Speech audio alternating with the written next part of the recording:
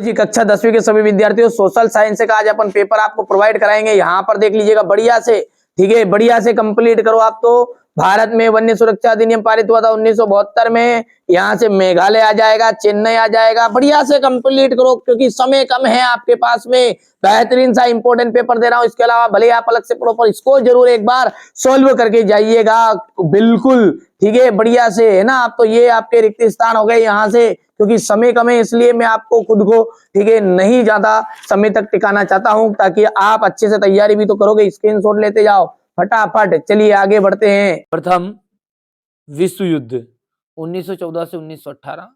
सूती कपड़ा मिल का जाएगा रिचर्ड आर्कराइड। बेल्जियम की जो भाषा है वो डच एवं फ्रेंच हो जाएगी। महिला साक्षरता दर 54%। सरकार का बेहतर रूप लोकतांत्रिक। और 2011 की साक्षरता दर का जाएगा 73%। इसके बाद में अपन आगे बढ़ते हैं तो ये आपका क्वेश्चन नंबर 3 हो जाएगा। यहां से हो गया। चलिए क्वेश्चन नंबर जो 4 है, यहाँ पर सीमांत सड़क संगठन कब बनाया गया था? 1960 में। कब बनाया गया था ये? 1960 में। रोलेट अधिनियम कब लागू हुआ? रोलेट अधिनियम हुआ था अप्रैल 1919 में। कार्यपालिका और विधायिका द्वारा बनाए गए कानूनों पर अंकुश कौन रखता है? न्यायपालिका। जीडीपी में सबसे अधिक योगदान किसका है? तृतीय क्षेत्र का। बैंक जो है वो जमा राशि के एक बड़े भाग को किसमें इस्तेमाल करती है? ऋण देने में। और भारत में लघु उद्योग में कितने श्रमिक नियोजित है? तो 2 करोड़। यहां से अपन ये कर सकते हैं ना। 2016 में भारत विश्व में चीन के बाद दूसरा बड़ा तिलहन उत्पादक देश बना था। बिल्कुल यहाँ से सत्य सत्य तो आप कर सकते हैं ना। सार्वजनिक क्षेत्र जो है ना, रिलायंस इसको नहीं है। क्यों? क्योंकि ये तो निजी है। 1805 में फ्रांसी की क्रांति हुई थी, असत्य बात है। जी आपका चौथा है, जनगणना के में प्रत्येक 10 वर्ष के बाद सभी नागरिकों को धर्मों को भी दर्ज किया जाता है। लोकतंत्र जो है ना, एक तरह का गलतियों का पुतला ही है। अब ये कह रहा है कि गलतियों को सुधारने की गुंजाइश नहीं होती, तो भाई सब गलत बात है। और औद्योगिक क्षेत्र जो होता है वो प्राथमिक क्षेत्र है। औद्योगिक क्षेत्र आपके जो है वो ठीक है, द्वितीय क्षेत्र के अंतर्गत आते हैं। तो ये बात भी आपकी गलत हो जाएगी। यहां से हमारे इंग्लिश मीडियम वाले बच्चे बढ़िया से देखेंगे। ये जहां पर क्वेश्चन नंबर 6 देख लीजिए, भारत में पाई जाने वाली मिट्टियों के नाम। अब इसके बाद में इसका सॉल्यूशन देखेंगे। पहले हमने ना, पहले पेपर का स्क्रीनशॉट मैं आपको दे दूं ताकि आपको पता चले कि कौन कौन से क्वेश्चन हैं जो 100% आने वाले हैं। यहां से देख सकते हैं ना। क्वेश्चन नंबर 10 है ये। क्वेश्चन 11 है, 12, 13, 14,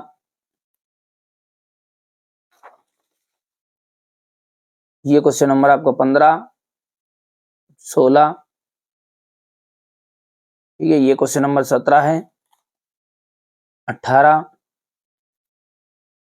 हो गया। 18 के बाद में ये क्वेश्चन नंबर 19, ये 20, क्वेश्चन नंबर 21, इस तरह का रहेगा आपका क्वेश्चन नंबर 22, और ये अंतिम 23। मानचित्र ही रहता है 23वें क्वेश्चन में, तो है ना। अब चलिए इसको पेपर को अपन रखते हैं साइड में। क्यों? क्योंकि अपन है ना, अब सॉल्यूशन देखते हैं इसका, है ना भैया। चलिए तो इसको रख लेते हैं साइड में यहाँ पर। अब देखिए ये सेट ए जो आपको बता दिया है ना, उसका सॉल्यूशन है। देखिए प्रश्नों को देखेंगे यहां से। भारत में जो पाए जाने वाली मिट्टी है वो कौन कौन सी है, नाम बताना है। देखिए जलोढ़ मिट्टी है, काली मिट्टी है जिसे अपन रेगर मिट्टी की भी नाम से भी जानते हैं, कपास युक्त मृदा मिट्टी भी कहते हैं, है ना। और लाल मिट्टी, लेटेराइट, पर्वतीय और मरुस्थलीय मिट्टी। इतना करना है, हो गया। बांगर और खादर मृदाओं के बीच में अंतर आपको बताना है। तो देखिए बहुत ही सिंपल है। बांगर जो अपन कहेंगे, बांगर यानी कि पुरानी जलोढ़ है। दोनों ही क्या है? जलोढ़ मिट्टी ही है। दोनों क्या है? अपनी जलोढ़ मिट्टी है। और जलोढ़ मिट्टी में ये जो बांगर है ना, आपने सुना होगा, एक सीमेंट में भी बोलता है बांगर, ठीक है, सीमेंट, है ना भैया। तो बांगर का मतलब होता है पुरानी, है ना। तो पुरानी जलोढ़ इसको कहते हैं और नवीन जलोढ़ किसे कहते हैं अपन, खादर को। समझ में आ रही बात नहीं। अब ये जो पुरानी है तो इसके मिट्टी के कण मोटे होते हैं और इसके कण थोड़े पतले होते हैं। शब्दों को ध्यान में रखना, आप तो सारी चीजें समझ में आएगी। क्या बोला है मैंने कि बांगर जो है उसमें क्या हो रहा है, उसमें मिट्टी के कण जो होते हैं वो मोटे होते हैं और इसमें छोटे होते हैं, महीन होते हैं। अब सीधी सी बात है, पुरानी जो है ना वो थोड़ी सी कम उपजाऊ रहेगी, है ना। तो पुराना जो माल है वो थोड़ा सा घिसता जाता, नया नया रहता, थोड़ा दम टेकता है। ये कम उपजाऊ होता है, ये अधिक उपजाऊ होता है। ये थोड़ी सी ऊंचाई पर है। अब ये नई नई बनी तो ये नई किसके कारण बनी, बाढ़ के कारण बनी, है ना। एक स्थान से दूसरे स्थान पर मिट्टी का परिवर्तन हुआ, बहती हुई गई, उसके कारण बनी। तो ये संपूर्ण मैदान क्या है इसका, बाढ़ का मैदान है। तो देखिए सिंपल सी बात कहूं मैं, एक ही शब्दों में आप समझो, बांगर, पुरानी जलोढ़ मिट्टी को हम बांगर मृदा कहते हैं और नई जलोढ़ मिट्टी को हम खादर। इसमें मिट्टी के कण मोटे होते हैं, इसमें मिट्टी के कण महीन होते हैं। ये कम उपजाऊ होती है, ये अधिक उपजाऊ होती है। ऊंचाई के कारण यहां तक बाढ़ का पानी नहीं पहुंच सकता और ये संपूर्ण बाढ़ का मैदान है। चलिए अब आगे बढ़ते हैं। अब अगला जो क्वेश्चन नंबर 7 है ना, वो है आपका जलोढ़ मिट्टी और काली मिट्टी में अंतर। यदि ये प्रश्न आपसे घुमा भी दे और पूछ ले कि जलोढ़ मिट्टी की विशेषता बताओ और काली मिट्टी की विशेषता बताओ, तो दो ही ये देखो गौर से। इस मिट्टी का जो रंग होता है ना वो हल्का भूरा होता है। काली का नाम क्या है, काली, तो भैया काले ही रहेगा, कोई सफेद तो नहीं हो जाएगा, है ना। तो जलोढ़ मिट्टी का जो रंग होता है ना वो तो हल्का भूरा रहता है और काली मिट्टी का जो रंग है वो आपका काला होता है। यहां देश की भूमि के 40% भाग पर फैली हुई, कितनी, 40।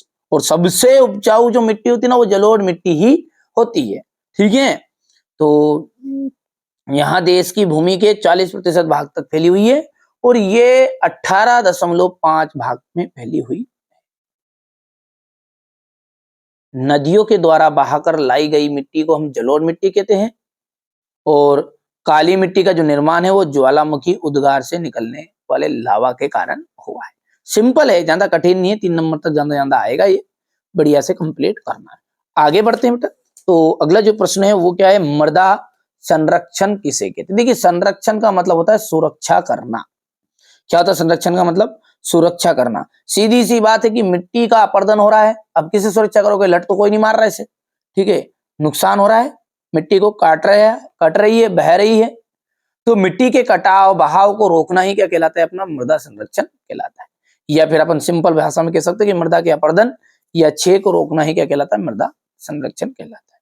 जितनी चीजें बता रहा हूं ना उतने कंप्लीट करने पड़ेंगे, बस सीधी सी बात है ना भैया।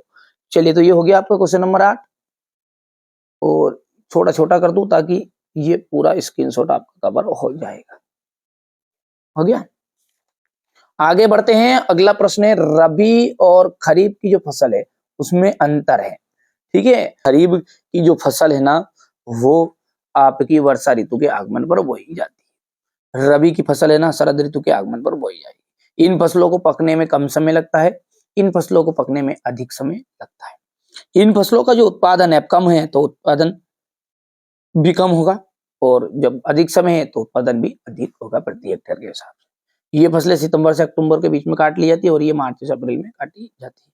इनकी प्रमुख फसल कौन कौन सी है, यहाँ पे फसल लिख या खरीफ फसल, उदाहरण लिख देना सीधी सी बात, यहाँ पर बच्चों ने गलत लिख दिया, आप उदाहरण करके लिख दो, ठीक है भैया। आगे बढ़ते हैं, बढ़िया से आप तो कंप्लीट करो, स्क्रीनशॉट ले लेना है ना, नहीं लिया तो ये यहाँ से, इसके बाद भी ये यहाँ से,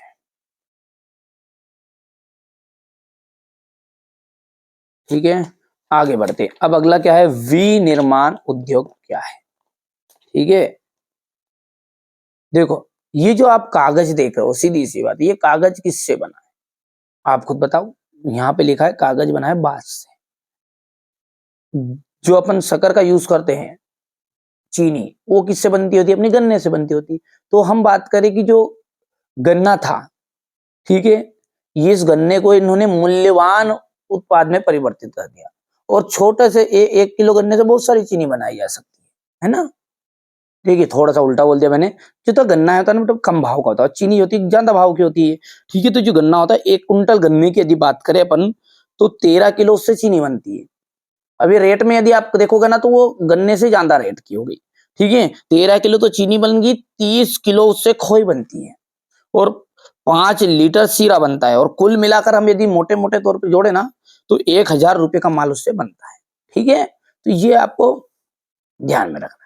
ये बोल रहा है कि कच्चे पदार्थ से को मूल्यवान उत्पाद में परिवर्तित करके अधिक मात्रा में वस्तुओं का निर्माण करते हैं, उत्पादन करते हैं, तो उसे अपन कहते हैं विनिर्माण। सीधी सी बात है कि बांस था उससे कागज बना लिया है, गन्ने से चीनी बना ली है।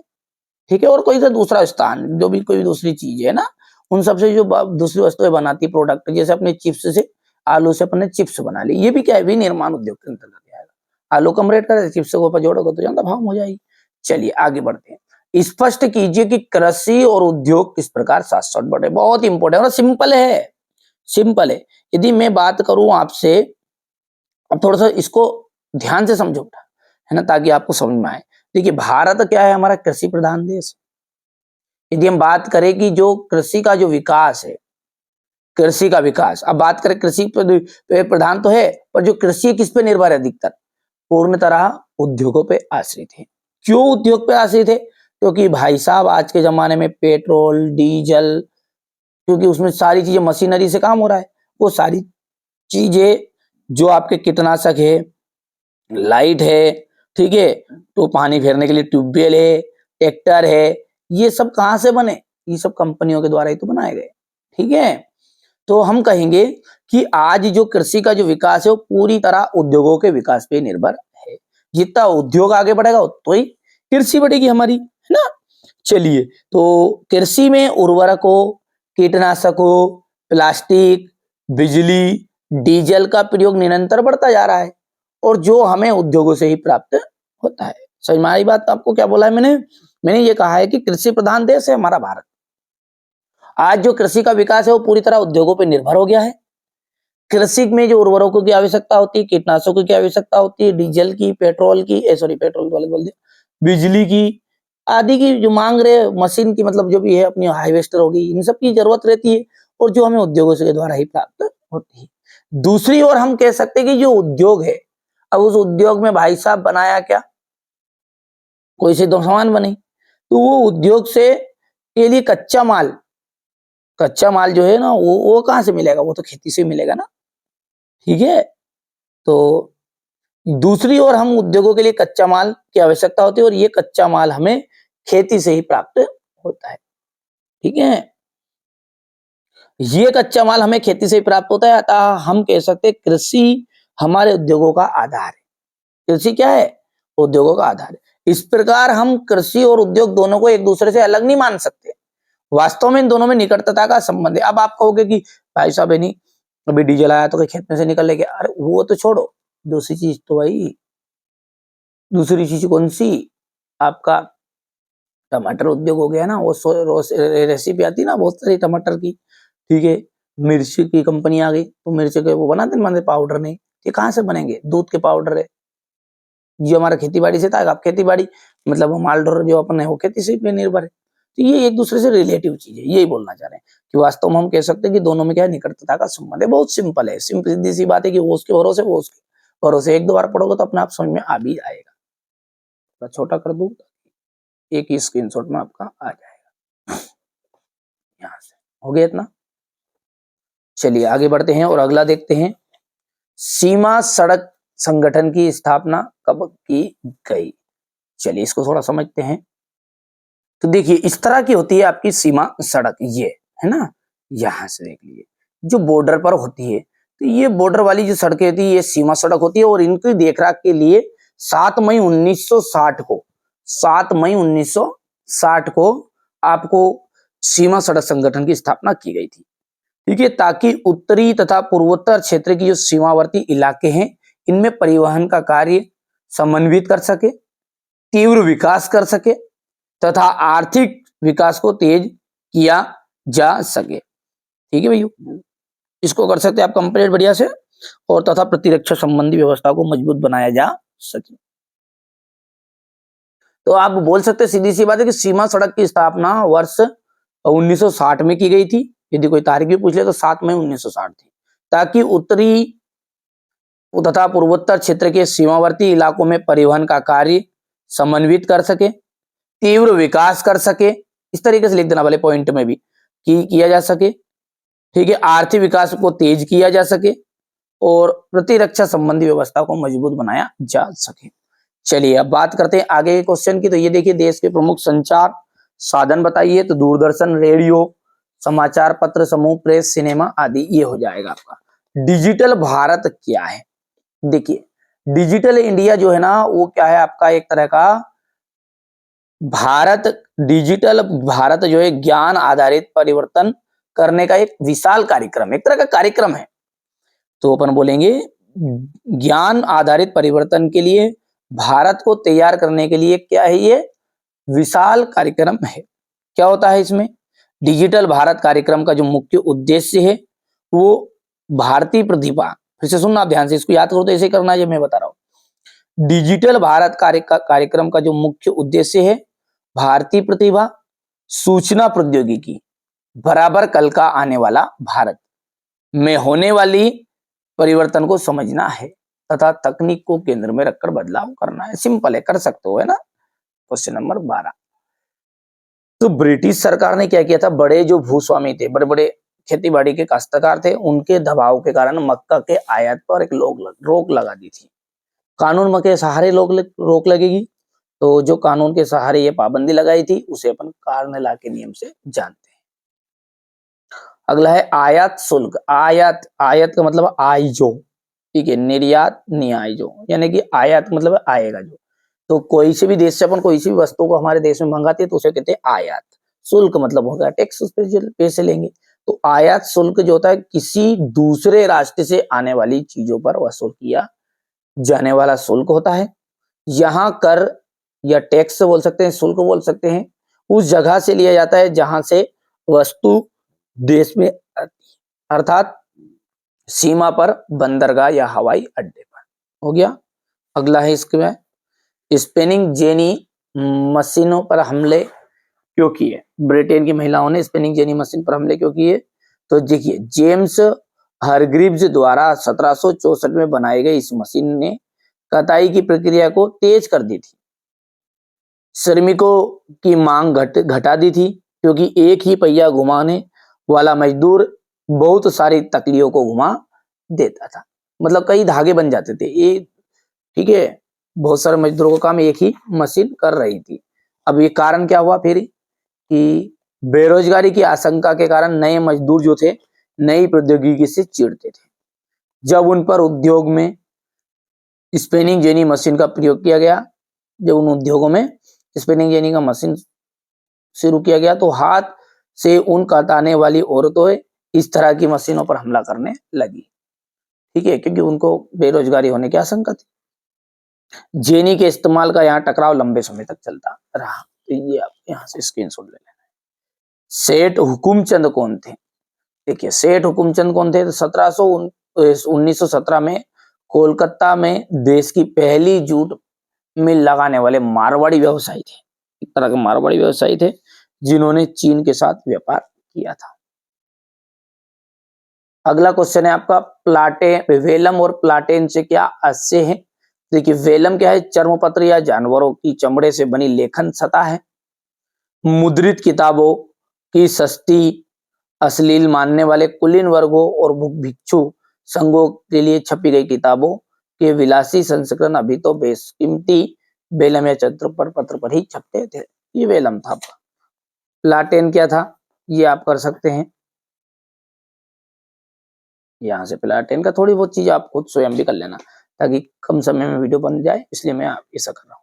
उल्मा और फतवा से क्या से इस्लामी कानून और शरिया के जो विद्वान हैं उन्हें अपन उल्मा कहते थे। फतवा जो कानून विद्वान थे ना, वो विद्वान कई की बात को बताते थे, तो वो जो बातें थी वो घोषणा थी, वही क्या कहलाती थी? फतवा कहती थी। अनिश्चय या असमंजस की स्थिति में इस्लामी कानून जानने वाले विद्वान सामान्यतः मुफ्ती के द्वारा की गई वैधानिक घोषणा, जो बात वो कहते थे उस घोषणा को कहते थे फतवा। त्रिपिटिका कोरियाना क्या है? यहां से देख सकते हैं 13वीं शताब्दी के मध्य त्रिपिटिका कोरियाना वुड ब्लॉक्स मुद्रण के रूप में बौद्ध ग्रंथों का कोरियाई संग्रह। क्या है? कोरियाई संग्रह था बौद्ध ग्रंथों का। ठीक है, इन ग्रंथों का लगभग 80,000 वुड ब्लॉक्स उकेरा गया था और उकेरा गया था। इन्हें 2007 में UNESCO memory of the world में रजिस्टर्ड भी कर दिया गया। अगला है आपका पंचांग तथा गाथा गीत से क्या आशय है? देखिए, चांद सूरज की गति, ज्वार भाटा के समय, लोगों के दैनिक जीवन से जुड़ी हुई अहम जानकारियां जिसके द्वारा अपन कहते हैं उसे अपन वार्षिक पंचांग कहते हैं। पंचांग जो के ना महाराजों के पास मिलती जो, ठीक है। ये गाथा गीत, गाथा गीत में क्या जाएगा? लोक गीत का ऐतिहासिक आख्यान जिसे गाया या सुनाया जाता है उसे अपन कहते हैं गाथा गीत। अगला है आपका, देख लीजिएगा, प्राथमिक क्षेत्रक, द्वितीय क्षेत्रक और तृतीय क्षेत्रक को उदाहरण से समझाइए।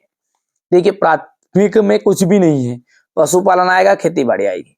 जो प्राकृतिक संसाधनों का पर प्रत्यक्ष रूप से आधारित रहेंगे ना, उन्हें अपन कहेंगे प्राथमिक क्षेत्रक।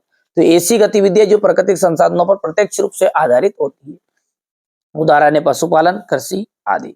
द्वितीय क्षेत्रक वहां क्षेत्र जिसमें कच्चे माल के को विनिर्माण प्रक्रिया द्वारा अनेक प्रकार के,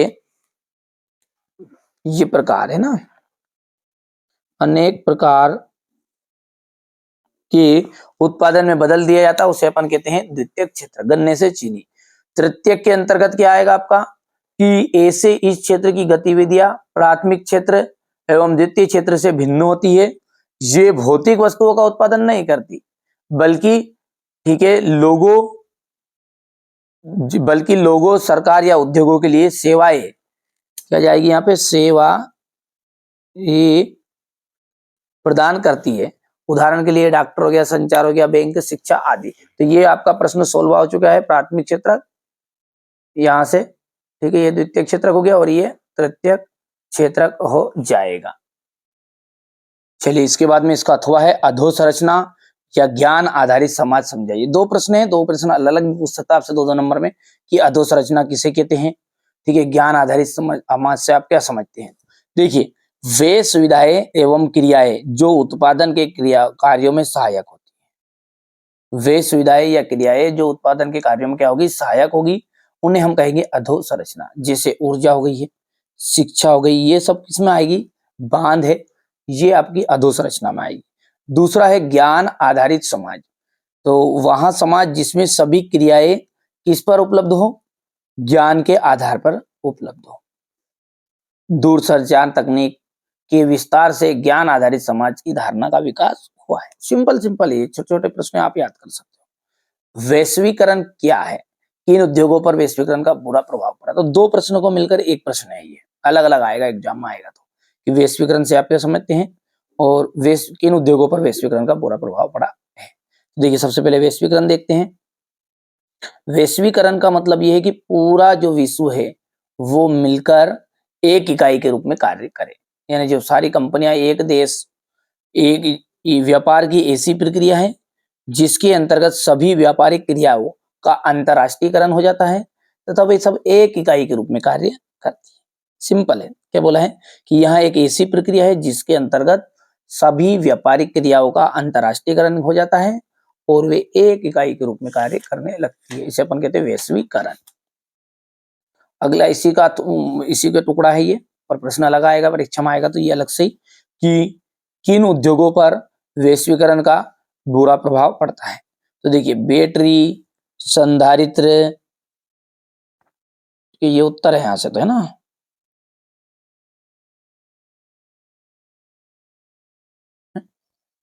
प्रश्न क्या है, वो प्रश्न उधर हो गया कि बैटरी, ये यहाँ से भी लिखना आप इतना भी पूरा।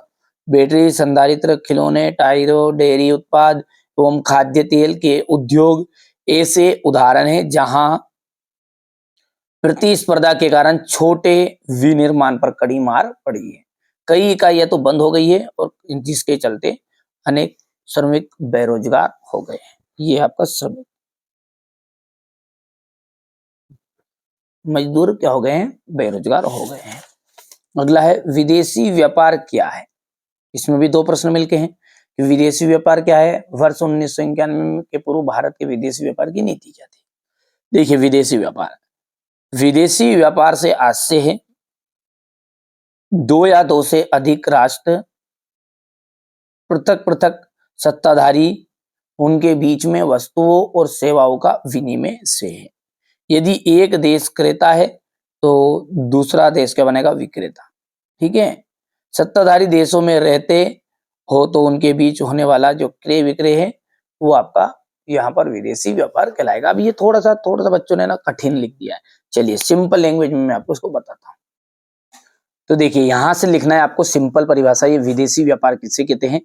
देखिए जब 2 या 2 से अधिक देशों के बीच व्यापार होता है तो इसे ही हम कहते हैं विदेशी व्यापार। उदाहरण के लिए भारत और अमेरिका के बीच में होने वाला आयात और निर्यात को ही हम विदेशी व्यापार कहा जाएगा।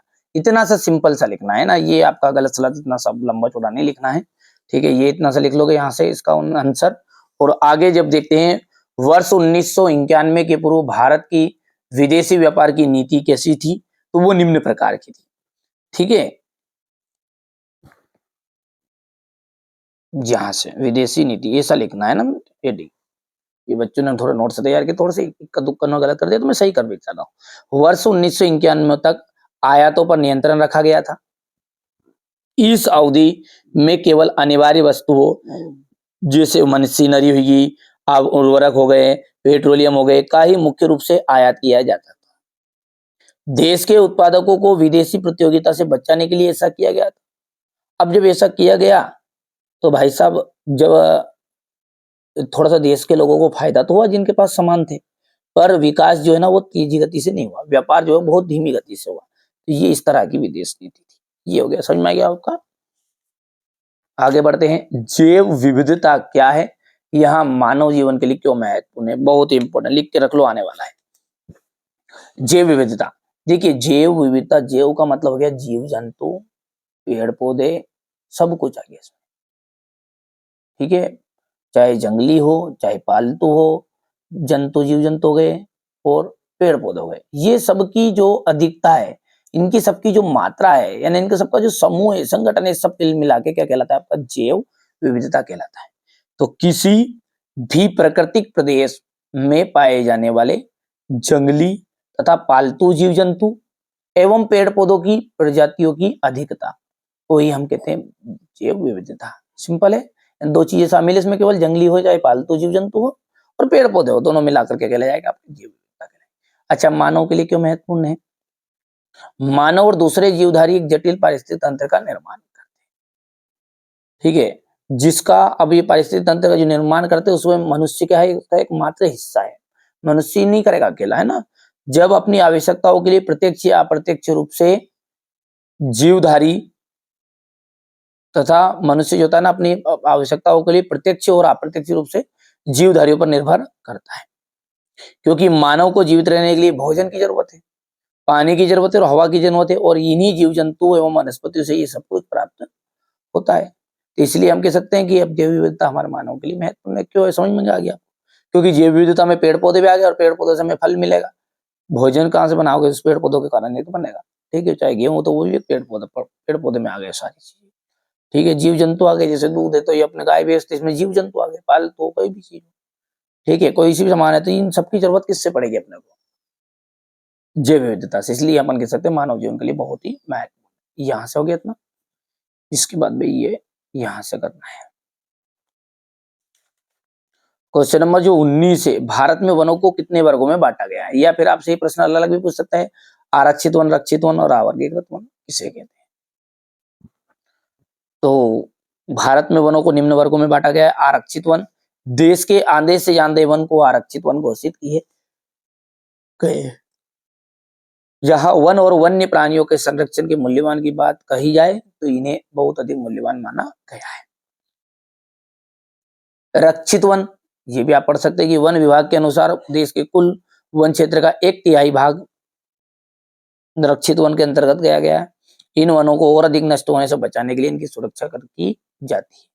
अवर्गीकृत जो बंजर भूमि है, वन हो गए और बंजर भूमि हो गई, व्यक्ति या समुदाय के स्वामित्व में जो है वो सारे अवर्गीकृत वन के अंतर्गत आ गए। सिंपल है, कर सकते हैं, ज्यादा समय नहीं लगेगा, इसलिए मैं थोड़ा जल्दी जल्दी बता दिया। अब बात करते हैं क्वेश्चन नंबर 19 की। इसमें आपका एकात्मक शासन का अर्थ बताइए, स्पष्ट कीजिए तथा दोष बताने। एकात्मक शासन क्या है? एकात्मक शासन वहां शासन है जिसके अंतर्गत संविधान के द्वारा शासन की जो समस्त शक्ति है वो केंद्रीय सरकार में निहित कर दी जाती है। किसमें? केंद्र सरकार में। यानी केवल एक ही प्रकार का शासन चलेगा, केंद्र सरकार की चलेगी, कोई राज्य सरकार की नहीं चलेगी। ये भारत में नहीं है। भारत में संघात्मक शासन है या संघीय शासन बोल सकते हैं। उसमें राज्य सरकार अलग, मुख्यमंत्री अलग फैसले लेगा और केंद्र सरकार अलग फैसले लेगा। अभी वहां पर क्या होता है, एकात्मक शासन चीन में है जैसे, तो ये वहां पर केवल एक ही व्यक्ति की चलेगी। शासन के टुकड़े तो बटे हैं पर चलेगी किसकी? एक व्यक्ति की। समझ में आगे बात नहीं? जो केंद्र सरकार रहेगी। एकात्मक शासन का वहां शासन होता है जिसके अंतर्गत संविधान तथा शासन की जो समस्त शक्ति वो केंद्रीय सरकार में निहित कर दी जाती है और स्थानीय सरकारों के अस्तित्व एवं शक्तियां केंद्रीय सरकार की इच्छा पर निर्भर करती है। अब बात करें कि ये शासन में ये दोष है, तो भाई सीधी सी बात है, दोष होंगे थी, सभी को एकता के तन में थोड़ी रख सकते हैं ना। तो एकात्मक शासन संपूर्ण शक्ति केंद्रीय शासन में निहित होती है, अतः स्वाभाविक रूप से यह भय रहता है कि केंद्रीय शासन सभी क्षेत्रों में अपनी मनमानी करने नहीं लग जाए। प्रांतीय शासन की सफलता नागरिकों की राजनीतिक चेतना पर निर्भर करती है, किंतु यह राजनीतिक चेतना एकात्मक शासन में ठीक प्रकार उत्पन्न नहीं होती। तीसरा दोष यह है कि एकात्मक शासन में जनता को शासन के सभी स्तरों पर सक्रिय रूप से भाग लेने का अवसर नहीं मिलता, इसलिए शासन शक्ति सरकारी कर्मचारी के हाथ से निकल केंद्रीय हो जाती है और नौकरशाही शासन स्थापित हो जाता है। ये छूट सकती है या अवसर नहीं मिलता है, यहां तक भी कर सकते हैं हम। ठीक है, एक समान अवसर नहीं मिलता।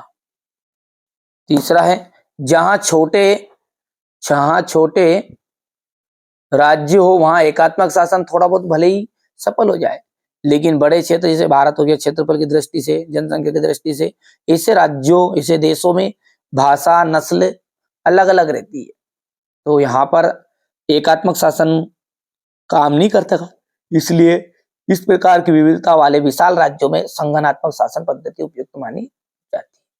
अब ये यदि प्रश्न यही प्रश्न है, इसको घुमा के पूछ ले कि संगठनात्मक शासन क्यों महत्वपूर्ण है, तो ये इतनी चीजें लिखना आपको। यदि ऐसा पूछ ले कि एकात्मक शासन से संगठनात्मक पद्धति उपयुक्त है क्यों, संगठनात्मक शासन पद्धति उपयुक्त मानी जाती है क्यों, तो भी ये चीजें लिखनी। इतने से तीसरा पॉइंट है कि छोटे राज्यों में एकात्मक शासन भले ही सफल हो जाए, लेकिन बड़े क्षेत्रफल में, जनसंख्या की दृष्टि जिनका क्षेत्रफल अधिक है, ऐसे बड़े राज्यों में, बड़े देशों में एकात्मक शासन नहीं चलाया जा सकता। ठीक है, संस्कृति की विविधता हो जाए, जिसमें जहां पर भाषा नस्ल और धर्म की संस्कृति हो वहां पर शासन नहीं कर सकते एकात्मक शासन के द्वारा। ठीक है, इस प्रकार की विविधता वाले देश राज्यों में हम संगठनात्मक शासन की पद्धति उपयुक्त मानते हैं। ठीक है भैया, चलिए ये तो हो गया अपना, ले लिया स्क्रीनशॉट इनका भी। क्वेश्चन नंबर जो 19 है वो क्या है, संघीय शासन व्यवस्था क्या है, संघीय व्यवस्था की महत्वपूर्ण विशेषताएं बताइए। तो जिन राज्यों में संविधान के द्वारा ही केंद्रीय और सरकार और प्रांतीय सरकारों के बीच शक्ति विभाजन कर दिया जाता है, ऐसा प्रबंध कर दिया जाता है कि इन दोनों पक्षों में कोई एक अकेला इस शक्ति का में परिवर्तन नहीं कर सके, सॉरी इस शक्ति में परिवर्तन कर सकेगा, उसे हम कहते हैं संघीय शासन। तो ये विशेषताएं हो गई यहाँ से संघीय शासन की। ठीक है, और इसके अलावा भी आपको 4 विशेषताएं करनी है, यहाँ पे 2 ही विशेषताएं लिख दी है ना, कितनी करोगे, 4 विशेषताएं करना है। चलिए वो अगले वीडियो में आपको बता भी दूंगा। यहाँ से आप एटीएम का अर्थ बता देख सकते हैं।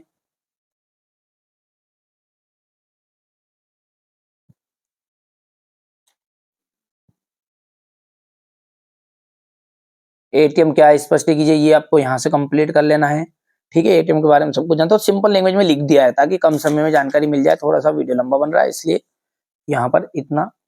ठीक है, अब आप आगे कर लेना, यदि आपको होगा तो ये जो लॉन्ग क्वेश्चन इनको एक सेपरेट वीडियो में अलग से भी समझा दूंगा अभी से। ठीक है, इतना कर लेना यहाँ से।